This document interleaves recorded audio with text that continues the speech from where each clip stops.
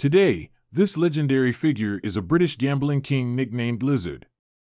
He is a mathematical genius who has made billions by gambling and also bought a Premier League football team. Brighton Football Club is his. He is Tony Bloom, the owner of the famous gambling consulting company Lizard Star.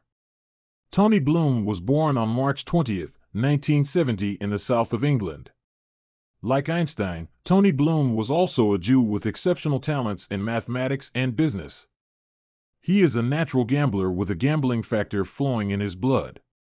While other children were still obsessed with racing toys, 8-year-old Tony Bloom had already frequently gambled on slot machines crowded with adults.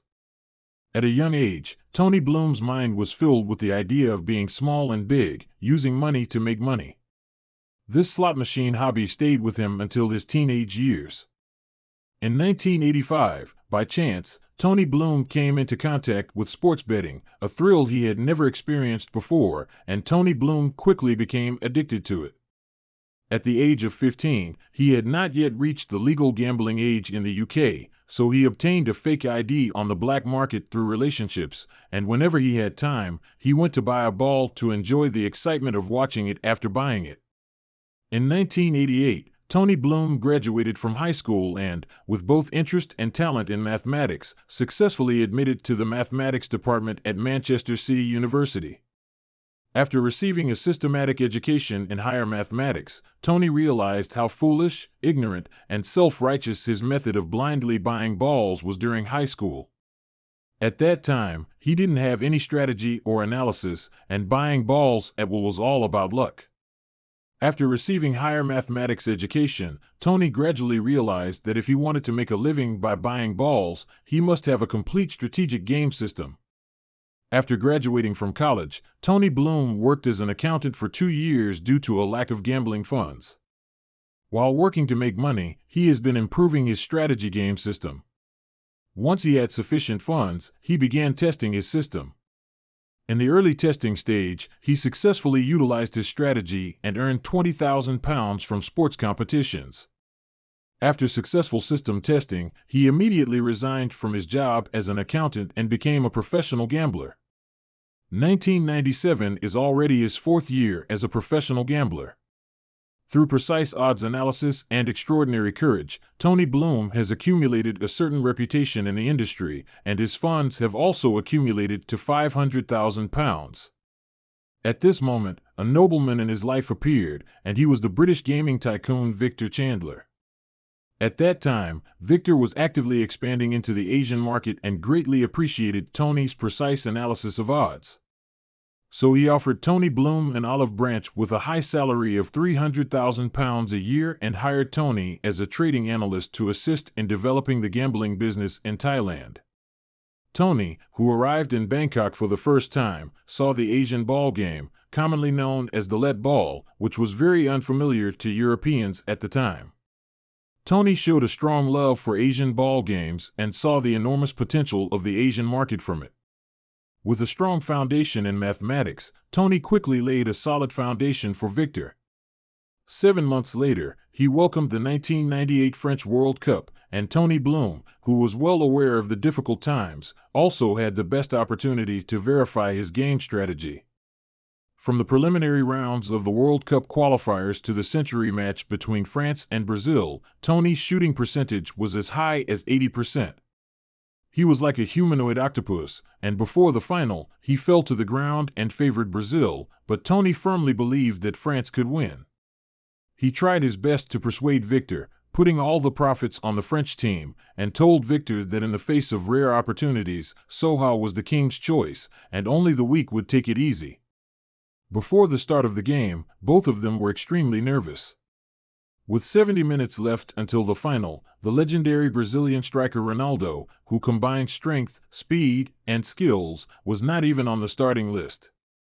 Just as global fans and media were in a frenzy, Tony silently told Victor that we had won. Half an hour later, with only 40 minutes left until the final, Ronaldo finally appeared on the starting lineup. However, after playing, his performance was disappointing, and in the end, France defeated Brazil 3-0. In an interview after the game, DeLuo stated that after finishing lunch that day, he exhibited symptoms of epilepsy and strongly suspected himself of food poisoning. The team immediately conducted a series of examinations for him, and the results of the electrocardiogram showed that Ronaldo's heart rate was once as low as 18 beats per minute. With such physical condition, he should not have played football at all. We don't know if Tony has any insider information about DeLuo's accident. Until today, no one knows how much money Tony and Victor made in that game, rumored to be in the tens of millions of pounds category.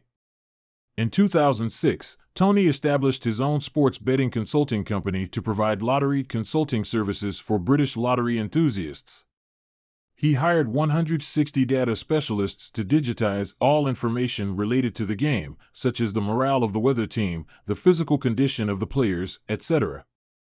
After comprehensive analysis of dozens or hundreds of factors, his strategy analysis system will automatically generate a simulated opening, and then Tony needs to find a more valuable opening company than his predicted opening, and then place a bet on that company.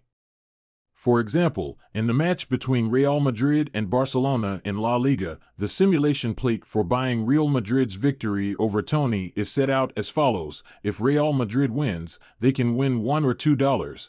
And if there is a company that can win $1 or $2, they can go to that company to buy Real Madrid's victory. Relying on almost abnormal data analysis, Tony is very confident in his game strategy and has been tested in countless games. For him, buying a ball is more like an actuarial financial product than just gambling. According to calculations, his company's average profit per bet is 3%, while Tony's company can earn £100 million a year, which means his company's annual turnover is over £3 billion. Tony is well aware of the importance of these 160 data specialists and naturally rewards them for their contributions. Unlike other companies, his reward for employees is that they can participate in the company's investments. Simply put, employees can hand over their salaries to the company to buy balls. According to the employees, Tony has never let them down, and these employees can basically earn an extra £20,000 per year. Besides gambling, Tony also has another hobby, which is Texas poker. At first, he just played as an interest. After 2000, Tony began to be active in major Texas poker competitions, and since then, he has been seen on various television programs at Texas poker competitions. In January 2004, at the Melbourne Poker Tournament in Australia, Tony stood out and won the championship in a competition of 1,000 people, earning a championship reward of $320,000 Australian dollars, which made him famous in the Texas poker community. Afterwards, whenever he had free time, Tony would participate in various German poker competitions around the world. By 2010, amateur player Tony had accumulated a total of $3.3 million in prize money in Texas poker competitions. Tony appeared almost cold-blooded and calm at the card table, so people nicknamed him Lizard, which may be the origin of his company name. In an interview, Tony said that his success today is largely due to the experience gained from the depth competition, such as how to judge the situation, interpret opponents, and choose strategies. These skills are also very important qualities for business. In 2009, Tony bought his home team from childhood to adulthood, and now the English Premier League team Brighton Football Club. At that time, Brighton Club didn't even have their own stadium, and every time they played, they had to borrow a stadium from other teams. In 2011, Tony invested £9.3 million to establish his own football field for Brighton, giving this team, who had not played at home for 12 years, their own stadium.